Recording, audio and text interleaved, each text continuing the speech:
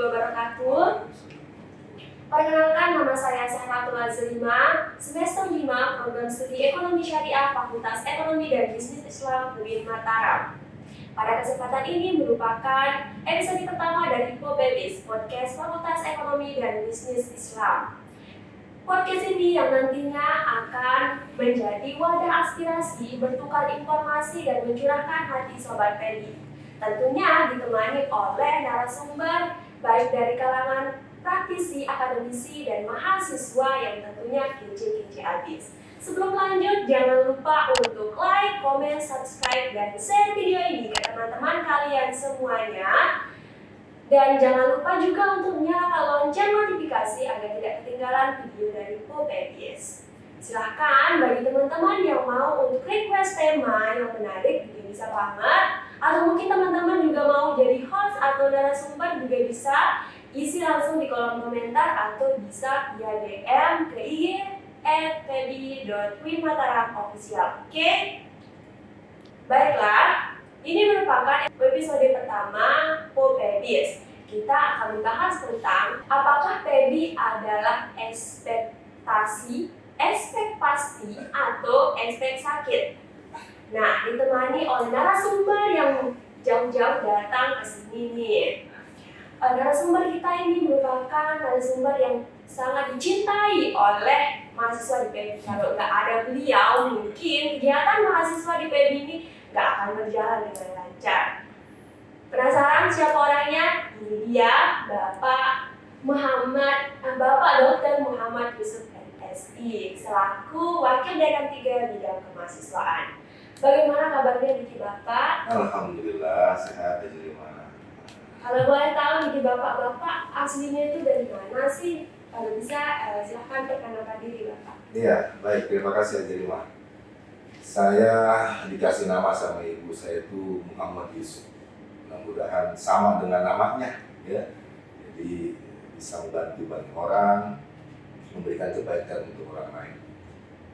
Saya asli dari Bekasi. Kalau saya biasanya bilangnya sudah di Jakarta, memang saya Betawi. Ya. Kemudian saya sehari-hari tinggalnya di Praia, di Renteng. Jadi bolak-balik antara Praia dan Mataram. Kita nikmati karena tugas, ya, gitu ya. Kemudian hari ini saya diamanahkan untuk menjadi Wakil Dekan 3 Fakultas Ekonomi dan Bisnis Islam Universitas Islam Negeri Mataram, yang biasa pekerjaannya itu ngurusin alumni, ngurusin mahasiswa, ngurusin kerjasama. Itu tugas pokok saya, selain tugas yang lain sebagai tenaga pengajar di PEBI UIN Mataram. Itu aja. Ngomong-ngomong nih, Bapak sekarang sedang sibuk apa aja sih? Iya, kalau hari ini sibuk, setiap hari kita sibuk ya. Sibuk atau menyibukkan diri, saya nggak tahu bedanya apa itu. Jadi ya sibuk dengan aktivitas kampus, karena emang setiap hari kita masuk kampus kan. Dan hari-hari ini masa-masanya libur. Jadi kalau tidak masa libur biasanya kita akan tetap ada di kampus, kemudian mengajar, kemudian juga ya mengenai kegiatan-kegiatan kemahasiswaan di PEBI. Karena kemahasiswaan di PEBI itu cukup banyak kegiatannya, sampai kita rasanya tidak bisa bernafas untuk kegiatan-kegiatan itu. Tapi alhamdulillah semuanya berjalan dengan baik, support Padekan luar biasa untuk PEBI. Sampai hari ini PEBI masih terdepan untuk level UIN Mataram. Nah, UIN Mataram khususnya PEBI kan sedang menerima mahasiswa baru. Yang terakhir itu jalur mandiri Bapak ini, yang sebelumnya sudah melewati jalur PASPAN UPTKIN, kemudian UPTKIN. Ya, kira-kira berapa sih update dari mahasiswa yang sudah mendaftar di PEBI ini? Iya, informasi yang saya dapatkan dari pihak rektorat bahwa memang belum bisa terhitung dengan fix ya, Azrima. Jadi di SPAN PTKIN sudah ada datanya, kemudian UN PTKIN juga sudah ada. Nah, terakhir ini kemarin baru ujian mandiri. Ya. Jadi kalau dikira-kira saya tidak tahu berapa pasnya jumlah itu. Yang jelas sekitar 3.000-an lebih untuk mahasiswa baru se-UIN Mataram, lintas prodi, lintas fakultas. Itu pun nanti akan kita cek kembali apakah total sejumlah itu akan registrasi atau tidak gitu ya. Kalau peminat itu mungkin lebih daripada itu.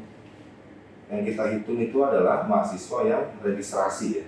Registrasi, kalau sudah registrasi itulah jadi mahasiswa baru kita di Mataram.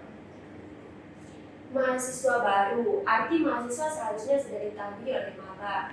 Menurut Bapak nih, apa sih arti mahasiswa, kemudian apa hak dan wewenang dari mahasiswa tersebut? Iya, arti mahasiswa itu agent ya, agent of change. Jadi agen-agen perubahan yang memang mereka lahir dari akademisi, seorang akademisi lahir dibekali oleh seluruh orang-orang akademisi yang memang fokus kepada keilmuannya masing-masing.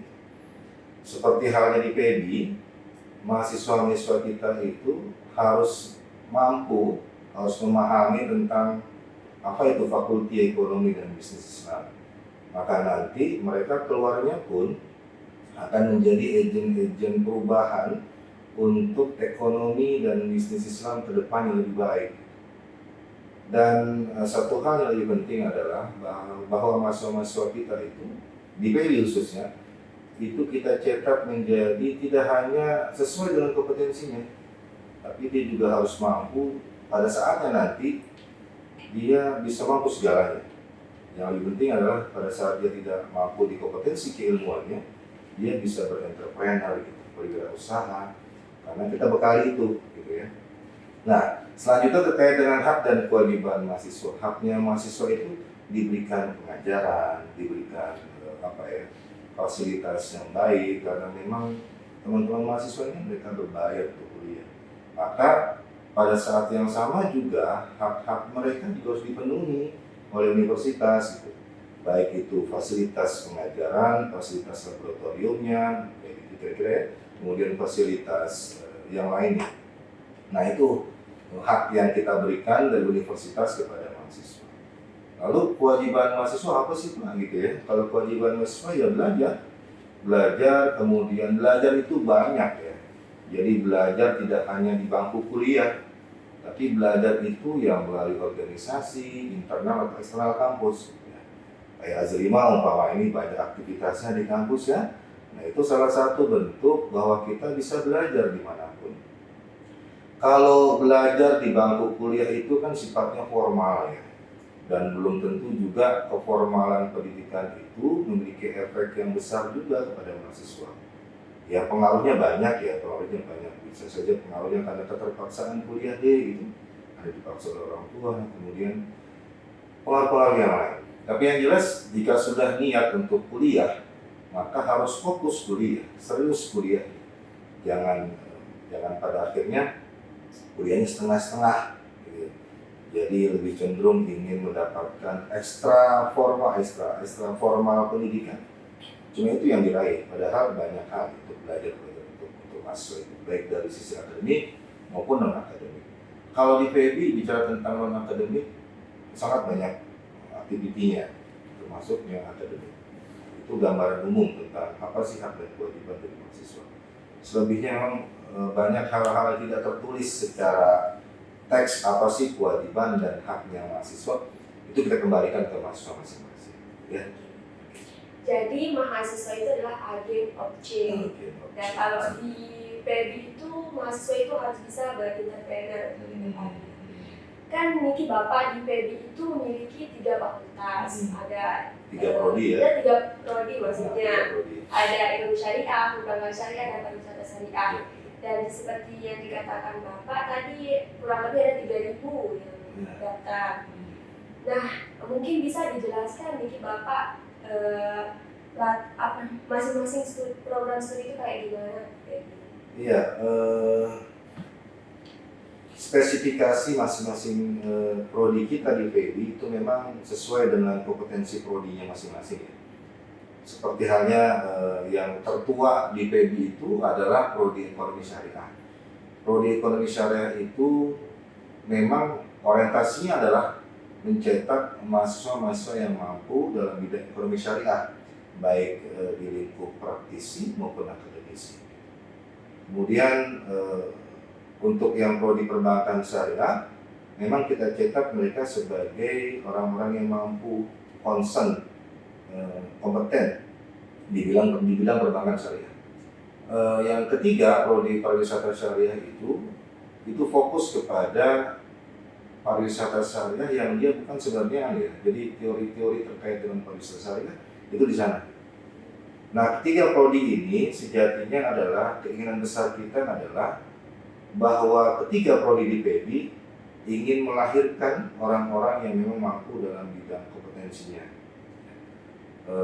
Ada contoh misalkan beberapa alumni kita yang di prodi ekonomi itu sudah bekerja, baik di kerja formal yang sesuai dengan kompetensi keilmuannya, maupun bekerja yang tidak sesuai kompetensi, artinya mereka berwirausaha, berwira swasta gitu, dan sampai hari ini jalan semua, dan insya Allah datanya ada semua di saya.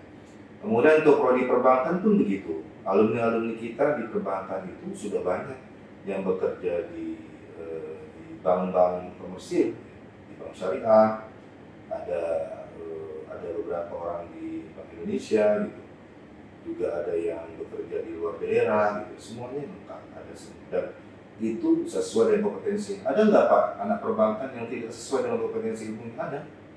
Ada.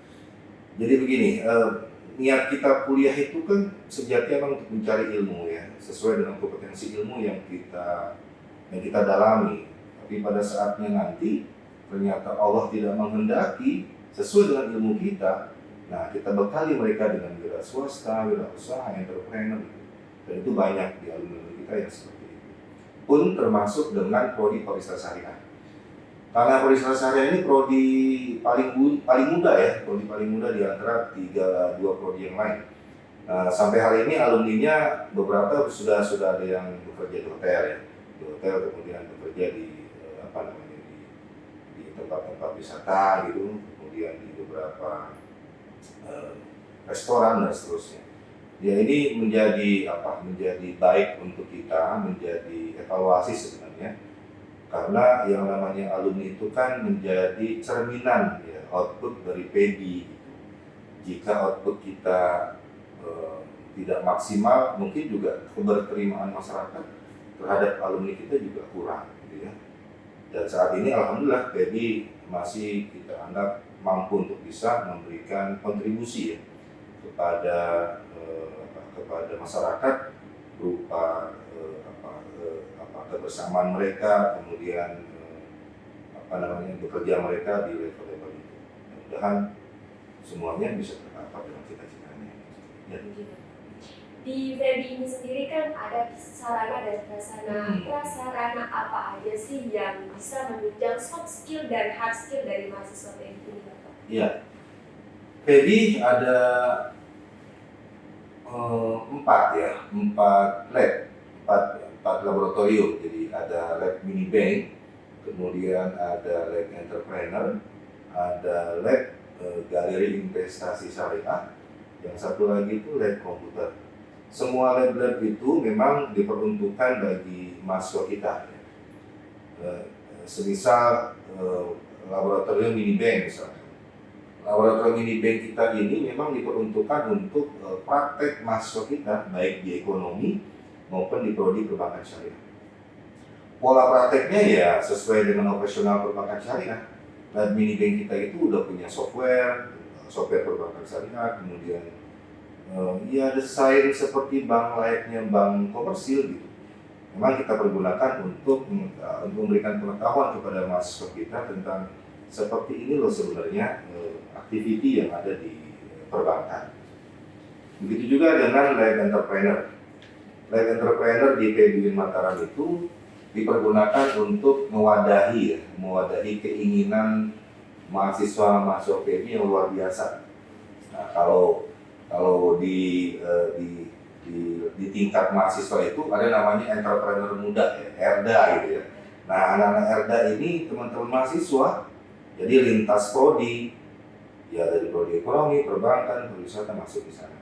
Keinginan mereka mendirikan organisasi namanya ERDA itu untuk menemukan ide. Bagaimana caranya kita punya produk nih, kita punya keinginan deh, ingin membuat produk-produk mahasiswa yang kemudian dijual di lab entrepreneur. Itu mereka buat, kemudian mereka labeling, kemudian mereka jual. Nah, karena beberapa tahun ini kita memang tidak maksimal menggunakan lab-lab itu setelah pandemi ini. Mudah-mudahan kedepannya semua lab itu diberdayakan. Dulu waktu masih di kampus 1 di Jalan Pendidikan itu, Erda itu luar biasa majunya. Ya di jualan pentol, di jualan bakso, jual gorengan gitu. Ya kreativitas mahasiswa. Cuma memang saya berharap keberlanjutan Erda ini lebih profesional gitu ya. Karena di labnya entrepreneur itu udah lengkap semuanya tuh isinya. Ada pendingin, ada pembeku, mesin-mesin pembeku dan pendingin, kulkas itu. Kemudian ada mesin kasir, ada komputernya, lengkap. Nah semua itu kalau tidak diberdayakan dengan maksimal kan sayang ya. Maka saya sih tetap berharap Erda menjadi core, menjadi icon bahwa PEBI punya loh yang namanya lab entrepreneur gitu. Terus kalau ditanya selama ini prestasinya apa sih Pak Erda selama ini? Erda sudah memberikan informasi banyak bahwa kita punya potensi untuk bisa menjadi wira swasta, wira usaha. Dan ternyata saya juga tidak membayangkan bahwa mahasiswa kita di PEBI itu pintar membuat produk. Apa aja dibuat dan ternyata bagus, itu enak, nggak kalah dengan produk-produk yang ada di market yang modern ya.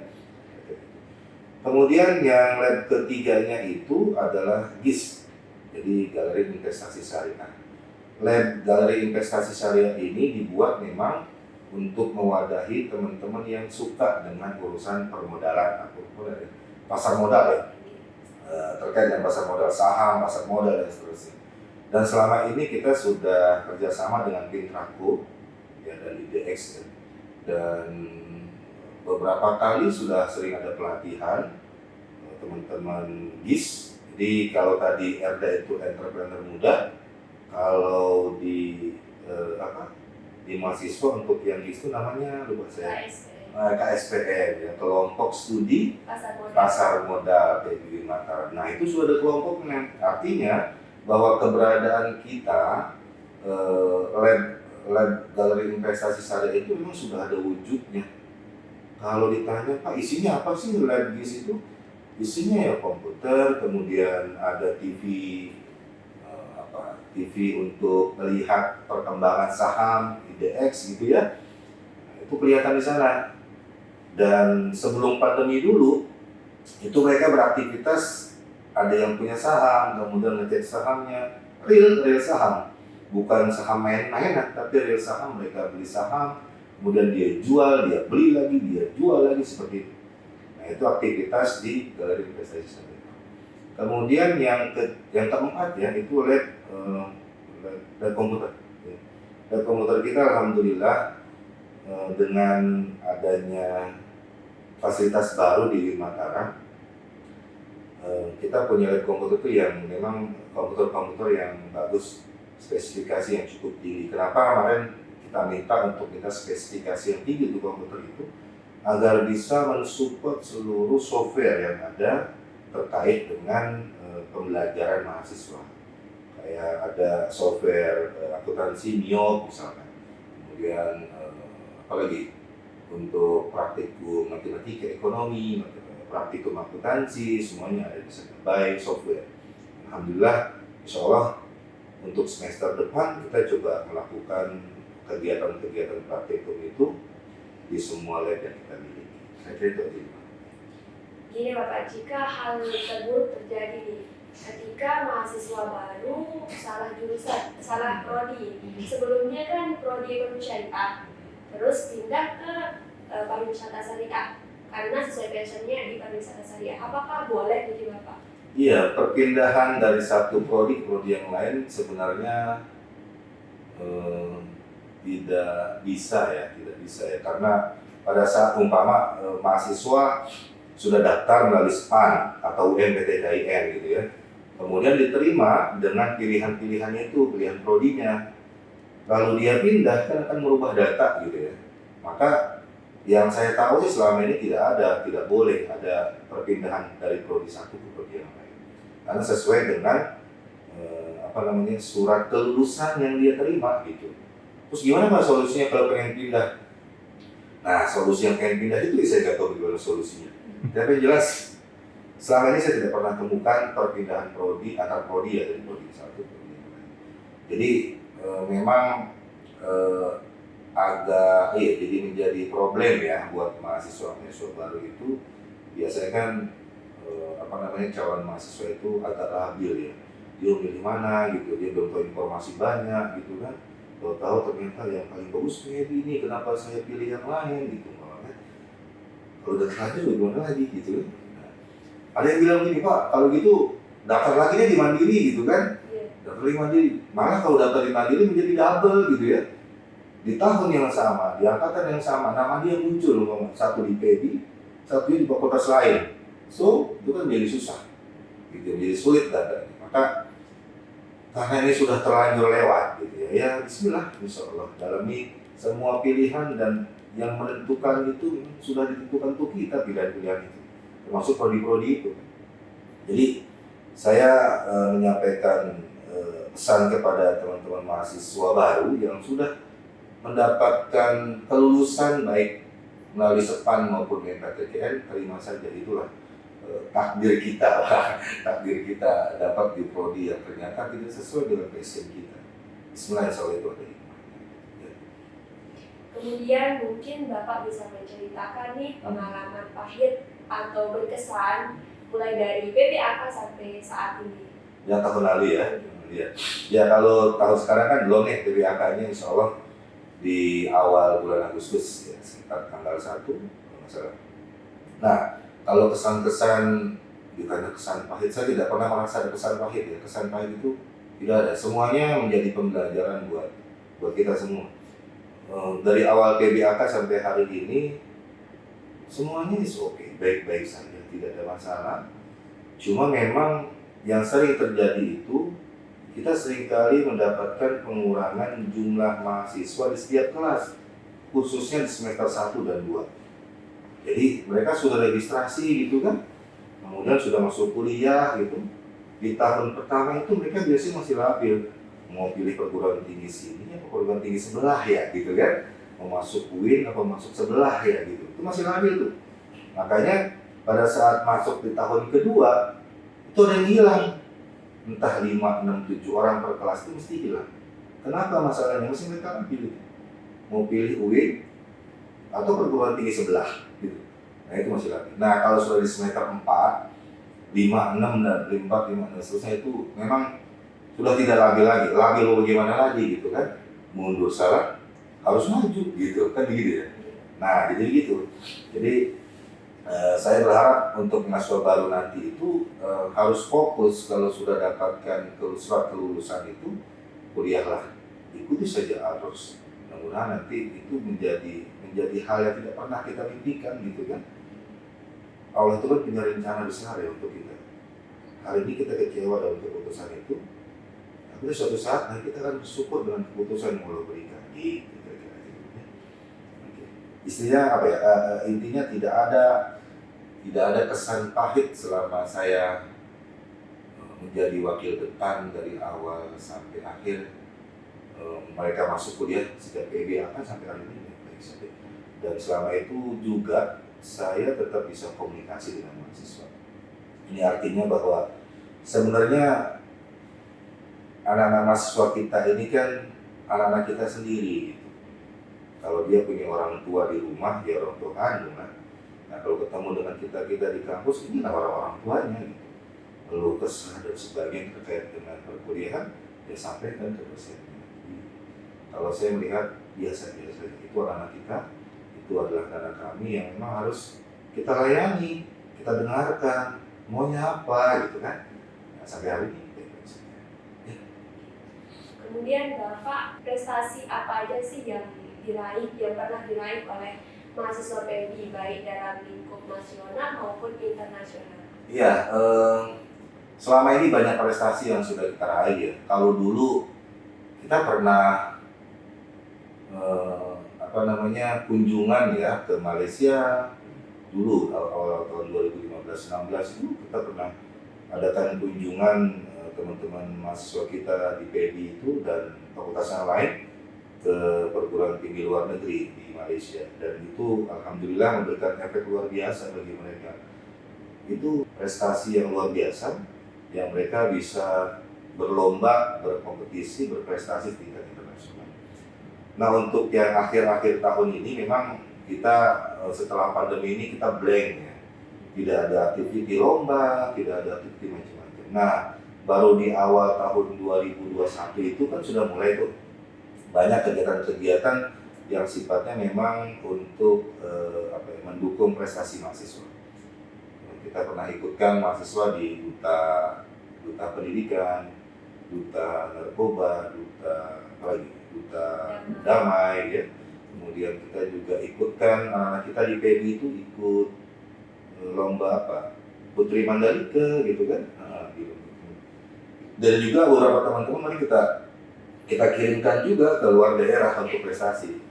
Nah, malah Hajri mah ikut ya. Hajri mah malah yang kita berangkatkan ke Bone ya. Ke Bone dengan teman-teman ekonomi itu alhamdulillah meraih prestasi yang luar biasa.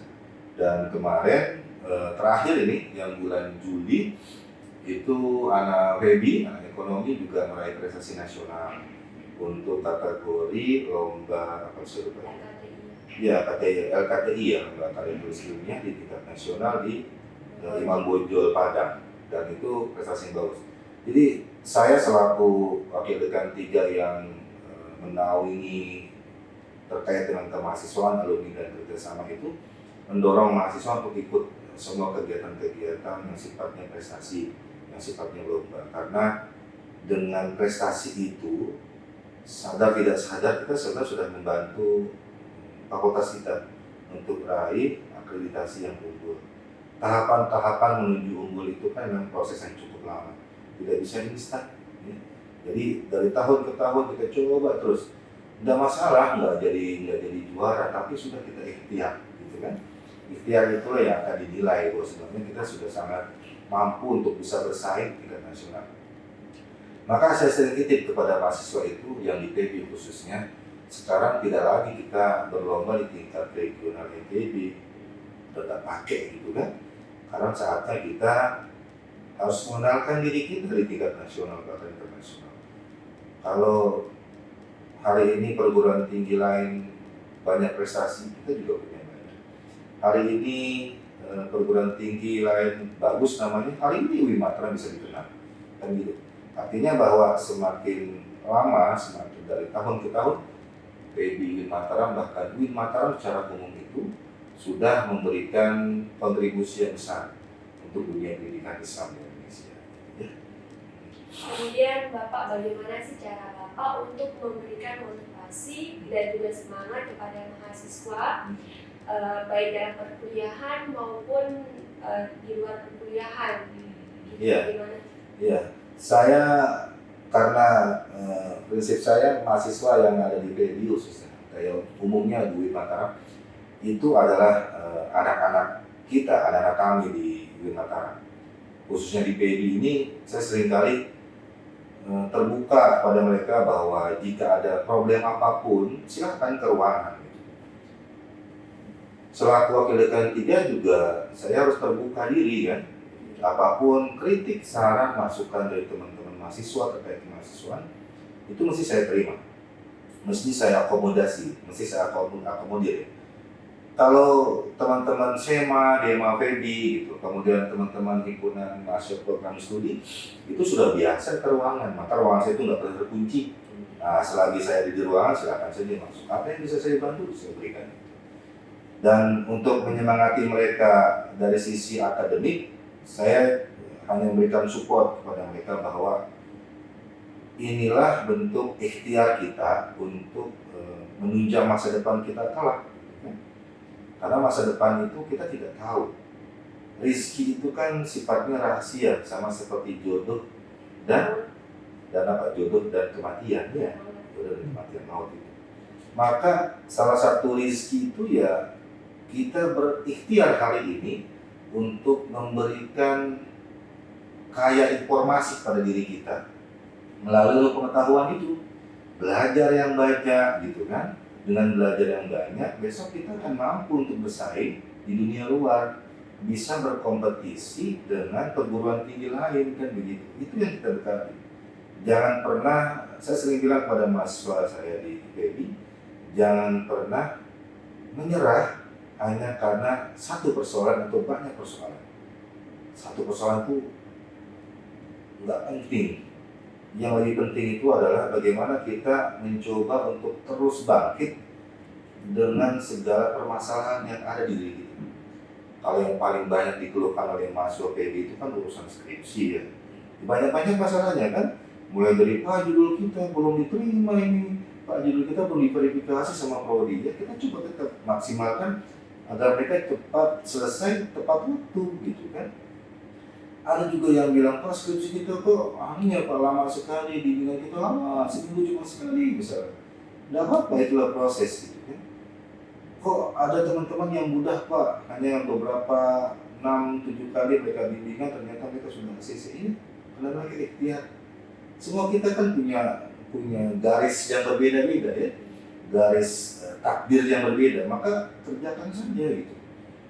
Dan yakinlah, saya selalu bilang pada mahasiswa saya itu, yakinlah bahwa Allah punya rencana besar buat kita semua yang masuk di dunia.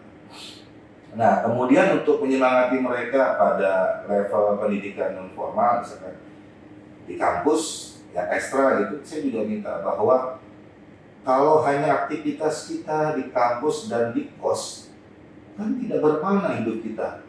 Kita habiskan waktu kita di masa kuliah hanya kos dan kampus, kan nggak menarik. Alangkah baiknya ikutlah organisasi gitu kan. Banyak di UIN ini banyak organisasinya. Bisa masuk ke BKM ya, kemahasiswaan di kampus melalui organisasi intra kampus seperti misalkan Senat, SEMA, ya kan SEMA, LEMA, kemudian melalui HMPS dan seterusnya. Ada juga organisasi kampus yang ada di kita banyak gitu. Ada PNI, ada HMI, ada HIMA, ada macam-macam. Silakan aja ada yang ya banyak. Jadi istilah gini, bahwa organisasi yang ekstra kampus itu bisa menunjang kita untuk lebih mampu bisa beradaptasi lintas fakultas. Bayangkan kalau Azrima kuliah di UIN, ketemunya sama teman-teman PB saja, kan gak menarik. Terlalu kecil lah PB di UIN gitu kan. Maka kita berkawan itu harus lintas fakultas. Nah, di mana wadah kita untuk bisa berinteraksi dengan teman-teman lintas fakultas itu? Maka lewat organisasi ekstra kampus itu, ya kan?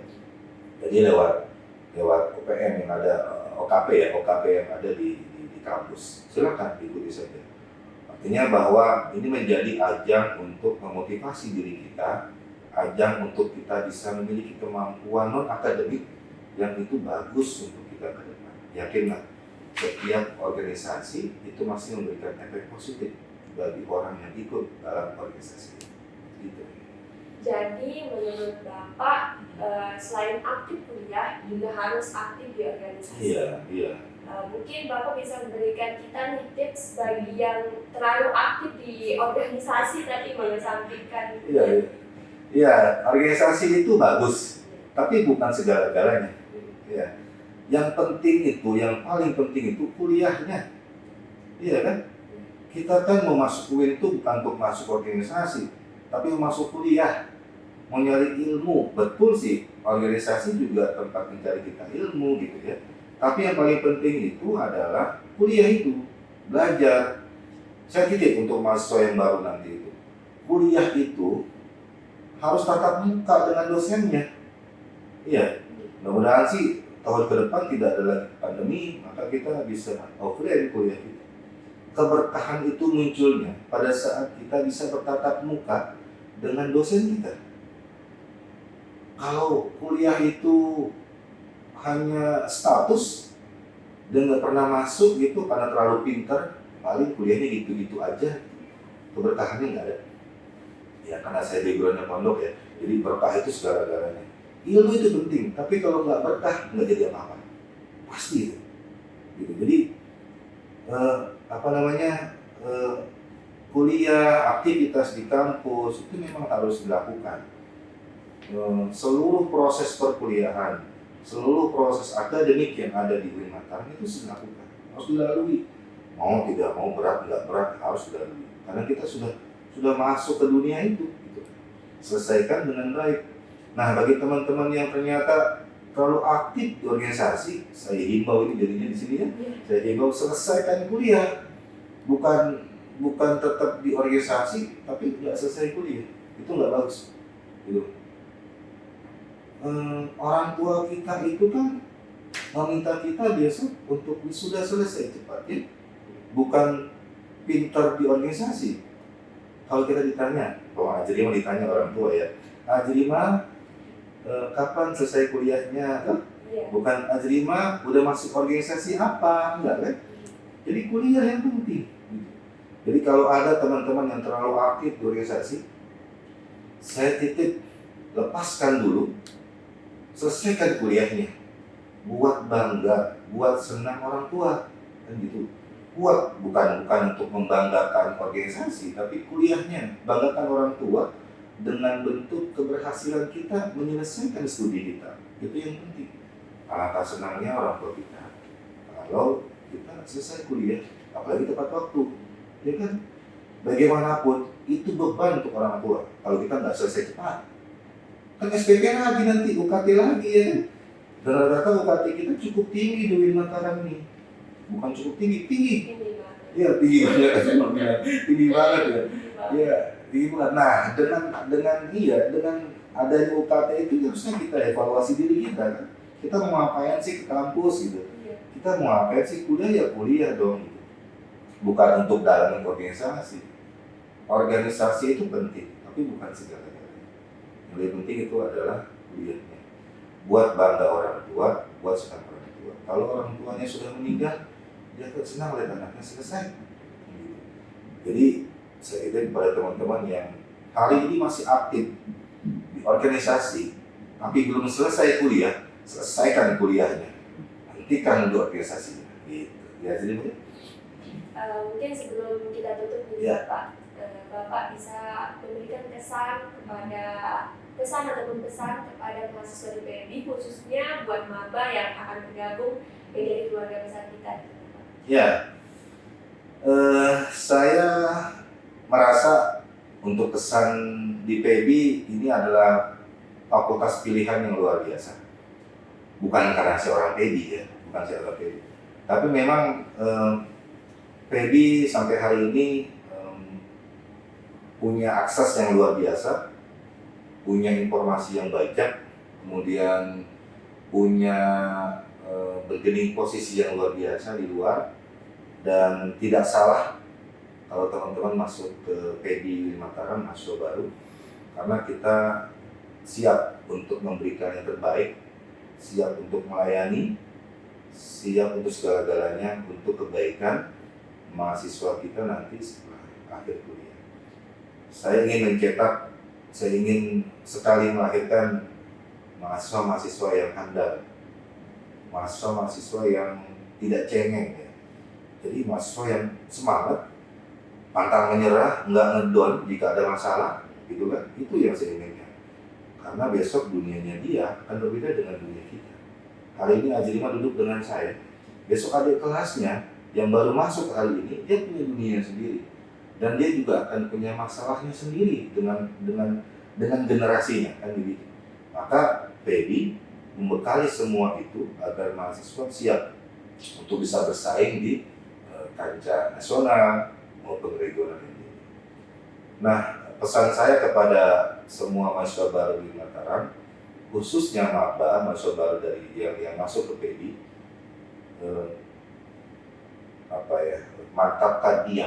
mantapkan niat bahwa keputusan memilih PMI UIN Mataram menjadi tempat untuk mencari ilmu itu harus benar-benar didukung. Jadi tidak ada lagi pikiran kita akan loncat ke kiri dan ke kanan, tapi fokus, inilah pilihan kita, inilah pilihan hasil istikharah kita bahwa ternyata saya harus masuk di PNI. Dan insya Allah dengan niat yang baik, maka connect antara teman-teman mahasiswa yang baru itu dengan niat yang baik itu, connect dengan kita yang niatnya juga ingin memberikan yang terbaik untuk mahasiswa kita dari ya. Mungkin hanya itu podcast kita pada siang hari ini. Pada teman-teman, jangan lupa untuk like, comment, subscribe channel YouTube kita, dan juga jangan lupa untuk nonton ya teman-teman. Sebelumnya terima kasih kepada Bapak BD3 Fakultas Ekonomi dan Bisnis Islam yang telah menyempatkan waktunya, dan semoga sehat selalu Amin. Mungkin bisa diresmikan nih Bapak podcast. Oh iya, podcastnya ya? Iya, soalnya ini pertama. Iya, ini podcast kita, FEBIS, Podcast Fakultas Ekonomi dan Bisnis Islam. Ini adalah yang pertama podcast kita, jadi luar biasa. Nanti akan ada lagi narasumber yang hebat ya, Kak Jerima tadi ya. Ada Pak Dekan, ada WD1, ada WD2, ada Pak Kabak, ada teman-teman dosen yang hebat-hebat. Nanti akan memberikan banyak informasi bagaimana kita nanti kuliah yang baik itu. Kalau saya kali dengan Ajrima ini hanya sepintas gambaran umum saja ya. Ini pertama ya. Jadi dengan mengucap Bismillahirrahmanirrahim, FEBIS, Podcast Fakultas Ekonomi dan Bisnis Islam Universitas Islam Negeri Mataram, secara resmi kami buka. Demikian podcast kami. Kurang dalamnya mohon dimaafkan. Wassalamualaikum warahmatullahi wabarakatuh. Dadah.